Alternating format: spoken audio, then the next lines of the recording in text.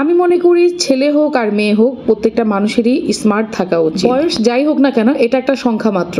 সৌন্দর্য এমন একটা জিনিস যেটা সবারই দরকার। ইসলামী হাসপাতাল অবশ্যই দিয়ে সিরাজউদ্দিন রোড, এখানে চলে আসবেন সবাই। আর স্মার্ট বলতে এই না ছোট ছোট কাপড় চোপড় পরতে হবে, এমন কোনো কাপড় চোপড় পরবেন যেটা দেখতে খারাপ দেখা যাবে এমনটা। আমি মনে করি স্মার্ট বলতে নিজেকে পরিপাটি রাখা, সুন্দর রাখা, ফ্রেশ রাখা, এটাকেই স্মার্ট বলে।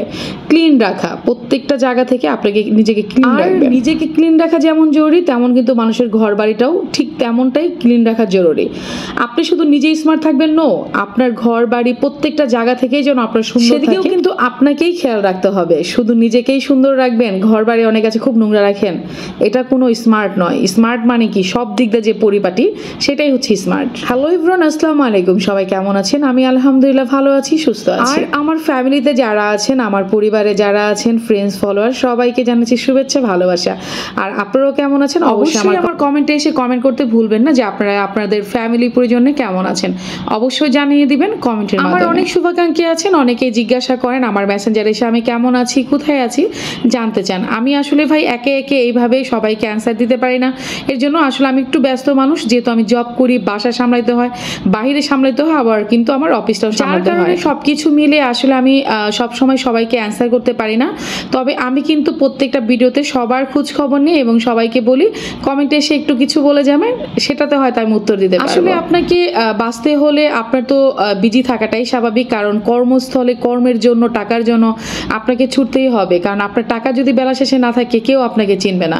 আর এটাই বাস্তবতা, আপনি যেখানেই থাকেন না কেন আপনাকে চলতে হবে, পৃথিবীতে খেতে হবে, বাঁচতে হবে। যার জন্য আমাদের এই কর্মস্থানটা বেছে নিতেই হবে। হয়তো এক একজন এক এক সেক্টরে থাকেন, কেউ বিজনেস করেন, কেউ জব করেন, যার যার যে যেমন পরিস্থিতি, যে যেমন যার অ্যাবিলিটি, সেইভাবেই হয়তো করেন, কিন্তু বাঁচতে হলে আপনাকে কিছু না কিছু করতেই হবে। আর এই এমন কিছু করার পরও কিন্তু তারপরও কিন্তু নিজের সময় বের করে আবার নিজেকে কিন্তু ভালো রাখতে হবে, মন ভালো রাখতে হবে, নিজের শরীর ভালো রাখতে হবে।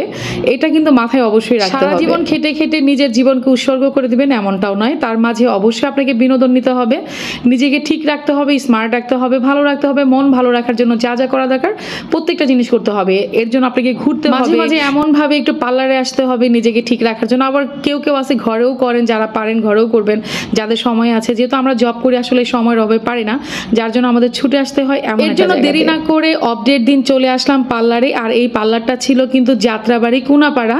আর এই আপুটা কিন্তু খুব ভালো করে কাজ করে, আর ওনার কাজে কিন্তু প্রচুর মনোবল থাকে, আর ওনার ধৈর্যও আমি দেখেছি অনেক বেশি। আপুটা অনেক কেয়ারিং একজন মানুষ, অনেক ভালো, প্রত্যেকটা কাজ এত সুন্দর করে করে, যেটা উপমা দিয়ে কখনোই শেষ করা যাবে না। কারণ উনি কাজে আসলে অনেক দক্ষ। উনি কিন্তু সুন্দরী রুমি পার্লারে ছিল, আর ওইখান থেকে আমাদের পরিচয়। যাত্রাবাড়ি কুনাপাড়া, ইসলামী হাসপাতাল অবশ্যই দিয়ে সিরাজউদ্দিন রোড। আর এই আপুটার সঙ্গে আমাদের পরিচয় হয় সুন্দরী রুমি পার্লারে। আমরা ভাগ্নি হচ্ছে সুন্দরী রুমি পার্লারের অনেক ফ্যান হয়ে গিয়েছিল, কারণ ওর নাকি ওইখানকার যে ফেসিয়ালটা, হাইড্রাল ফেসিয়ালটা নাকি ওর কাছে অনেক ভালো লাগে, অনেক ভালো করে করে। তো ওইখানে এই আপুটা ছিল দীর্ঘদিন থাকার পরে এখন উনি নিজেই একটা পার্লার দিয়েছে। আর এটাই স্বাভাবিক, প্রত্যেকটা মানুষই দেখবেন একটা সময় জব করে, ওই জব থেকে শিখে একটা সময় নিজেই তার বিজনেস স্টার্ট করে, এটাই নিয়ম।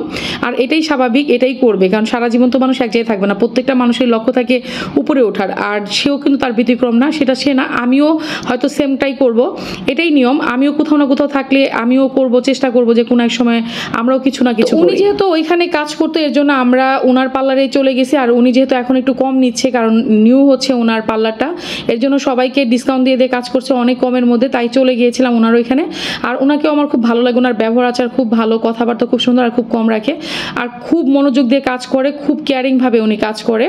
তো যাই হোক, এখন আমাদের কাজ শেষ, চলে যাচ্ছে। আপনারা চাইলে কিন্তু এখানে আসতে পারেন, ঠিকানাটা কিন্তু আপু বলে দিয়েছে, এটার মধ্যে আছে। এরপরে আমরা কিন্তু এখানে কাজ শেষ করে একটু ঘোরাঘুরি করি, ভাগ্নি মিলে আমরা একটু খাওয়া দাওয়া করি। আর এই ভিডিওটা কিন্তু যারা দেখছেন, এটা কিন্তু অনেক আগের ভিডিও, মোটামুটি ঈদের আগের ভিডিও। মানে ঈদের আগে আমি হচ্ছে চুল রিবোর্ডিং করতে যাই, ফেসিয়াল করি, যা যা করি, এটা হচ্ছে ঈদের আগে। কিন্তু এখন ছাড়তে অনেক বেশি লেট হয়ে গেছে। এর একটাই কারণ আমি সময় পাচ্ছি না, এত পরিমাণে ভিডিও জমে গেছে, আমি আসলেই সময় পাচ্ছি না।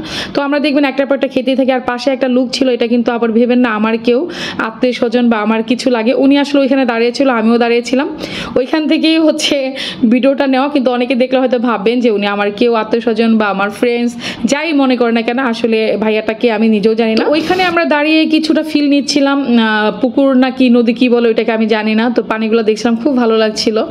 তো এখান থেকে এসে তারপর হচ্ছে আমি আখের রস খাই, আমার খুব খারাপ লাগতেছিল, মাথাটা ঘুরাইতেছিল, আখের রস খেয়ে তারপর এখানে এই স্ট্যান্ডে একটা মিঠাই, আপনারা অনেকেই চিনেন মিঠাইয়ের যেটা শপটা, এটা অনেকেই চিনেন। এখানে খাবারগুলো ভালোই হয়, খারাপ হয় না।